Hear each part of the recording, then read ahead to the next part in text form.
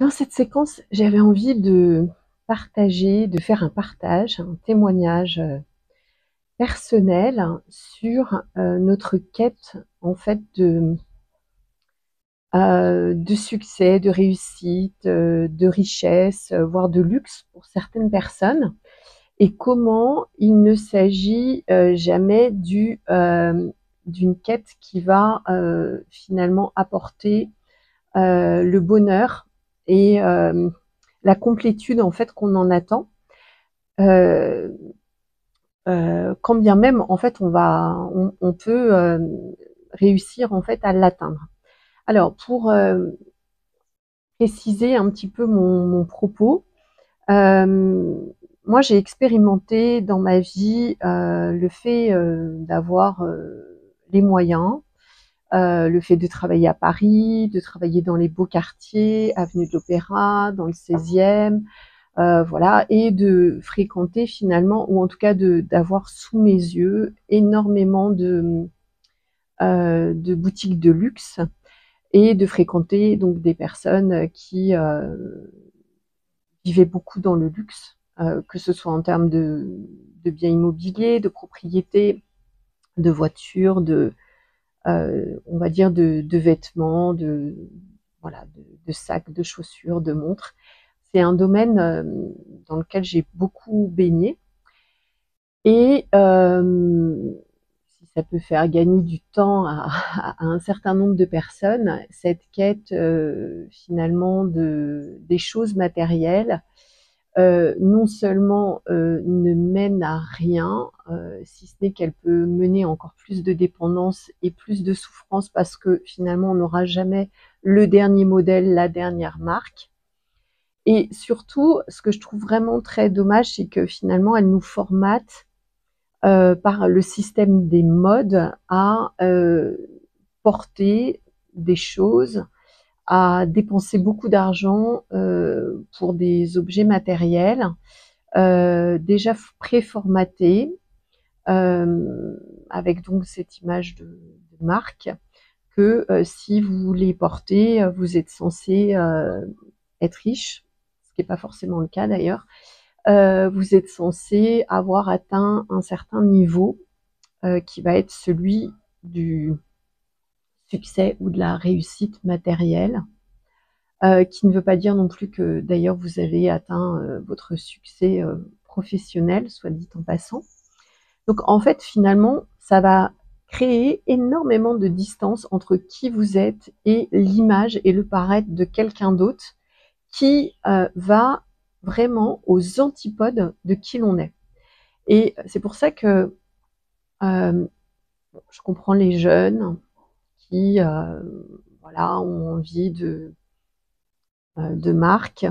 Je comprends aussi à un moment dans sa vie qu'on ait envie de s'acheter des belles choses, des belles montres, des beaux sacs, des beaux vêtements, de rouler dans des belles voitures. Après, passer un cap, lorsqu'on est vraiment on a fait une crise un peu existentielle, un éveil spirituel, une nuit noire de l'âme, toutes ces choses vont paraître totalement superflues, superficielles, ne vont pas ajouter de goût à votre vie, ne vont pas ajouter de nourriture à votre vie. Et surtout, ça va, comme je le disais, vous éloigner de qui vous êtes, de votre propre style, de votre personnalité, de vos goûts. Et c'est surtout ça, en fait, qui me dérange. Et quand je vois qu'il y a beaucoup de coachs et de mentors, business coach ou business mentor, qui surfent sur le luxe pour essayer de faire rêver les gens. Je trouve ça vraiment dommage, en fait, déjà, que le luxe puisse faire rêver les gens, parce que au-delà de l'aspect qualitatif qu'il y a des fois sur certaines marques, c'est vraiment du prêt à consommer, du prêt à ingurgiter, qui ne révèle pas du tout votre personnalité. Euh, Sincèrement, moi, d'avoir un sac Dior ou un sac Yves Saint Laurent ou Chanel, mais vraiment, je trouve ça impersonnel. Euh, c'est vraiment pour aller se catégoriser dans un type de personnalité, un type de classe ou de voilà. Et en tout cas, ça me fait pas du tout rêver. Je trouve que ça parlerait pas du tout de qui je suis, voilà. Et d'afficher comme ça, de s'associer finalement à des marques, ça nous dissocie de nous. Voilà, c'est ça qui me gêne le plus en fait, c'est de s'associer à des marques et de vendre la réussite personnelle, professionnelle, comme le fait de pouvoir porter des marques. Alors, si je vous partage ça, c'est aussi que je l'ai vécu en réel il y a un certain nombre d'années. J'étais encore avocat et donc pour moi, une des finalités, enfin à l'époque c'était pas une finalité, c'était un objectif en soi. J'avais repéré un très beau sac d'une très grande marque euh, qui coûtait plus qu'un salaire moyen.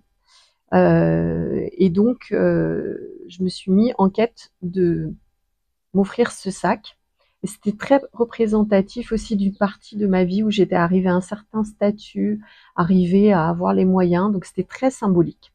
Et finalement, je me suis acheté ce sac de la marque Céline, pour pas la nommer, qui était très sobre, mais qui était effectivement très qualitatif. Voilà. Et ce sac, pour tout vous dire, il m'a coûté 1750 € que j'ai payé cash. Et il a bouleversé ma vie. Il a littéralement transformé ma vie, bouleversé ma vie. C'est-à-dire qu'à partir du moment où je l'ai eu en main, passer la joie de la possession de l'objet et le fait de voilà, c'était du cuir qui était vraiment très très doux, très très beau, très voilà, très sobre, très très chic. Passer le cap de la joie, de la fierté, du plaisir finalement d'avoir cet objet. Ah bah, comme tous les objets, il est devenu beaucoup plus commun et courant. En plus, il s'agissait d'un sac à main. Et là, tout de suite, mais tout de suite, je sais pas, peut-être un mois après, et ça a déclenché tous tous les changements majeurs dans ma vie. Je me suis dit, et après? Et alors? Maintenant que tu as ce sac, qu'est-ce qui va se passer? Et là, je me suis dit, mais quand même, oui, je pourrais m'en acheter peut-être dans 6 mois, un an, un deuxième, un troisième, d'autres marques que je citerai pas pour pas leur faire de publicité.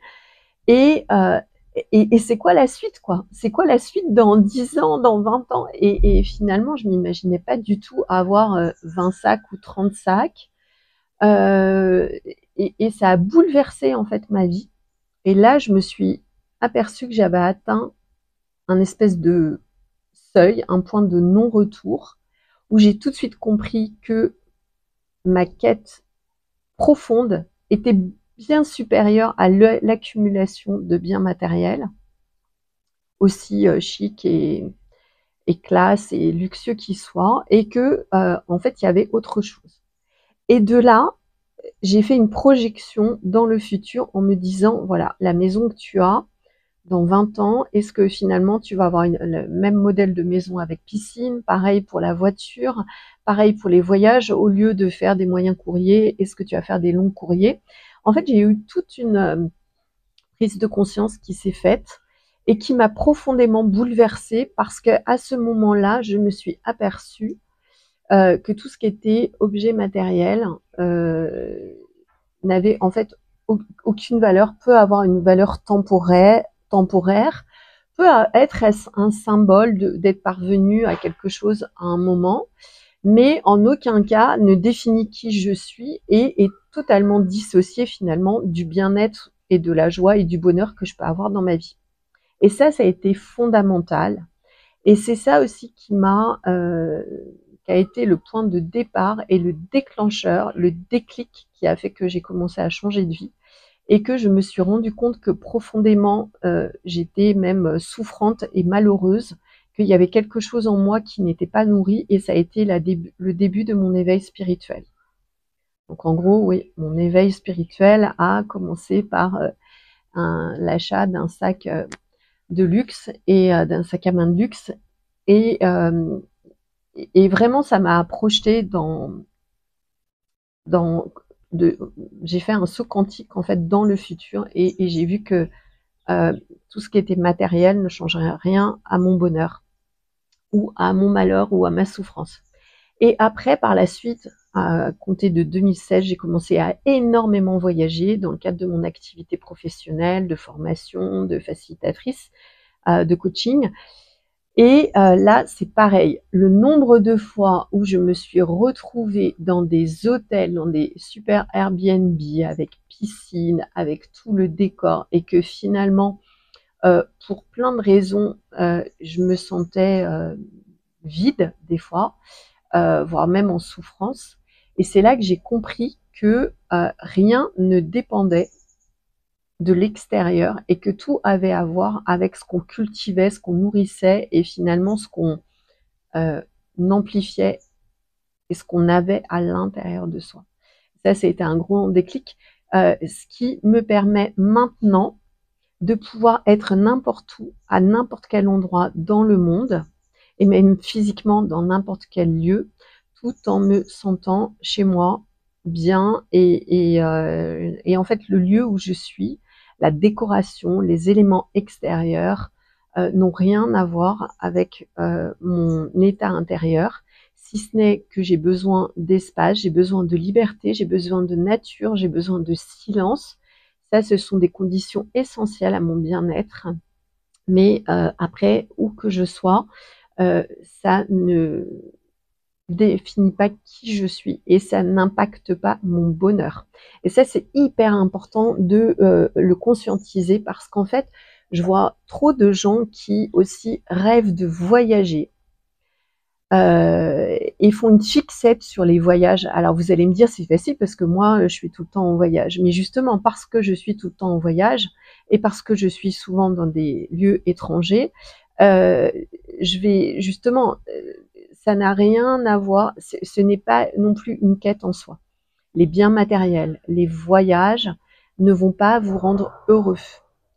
Au contraire, ils vont pouvoir vous permettre de vous connecter encore plus à qui vous êtes. Et si vous n'êtes pas bien à l'intérieur de vous, finalement, passer les seuils et les étapes voilà, des premiers jours, des premiers mois, vous allez vite revenir en fait à votre essentiel et à votre intériorité.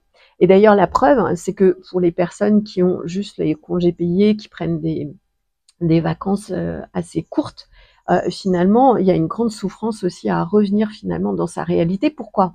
Parce que le point de départ de tout, c'est sa réalité, c'est son intériorité, c'est comment je me sens dans mon être. Et si je me sens pas bien dans mon être, eh ben, tout fout le camp.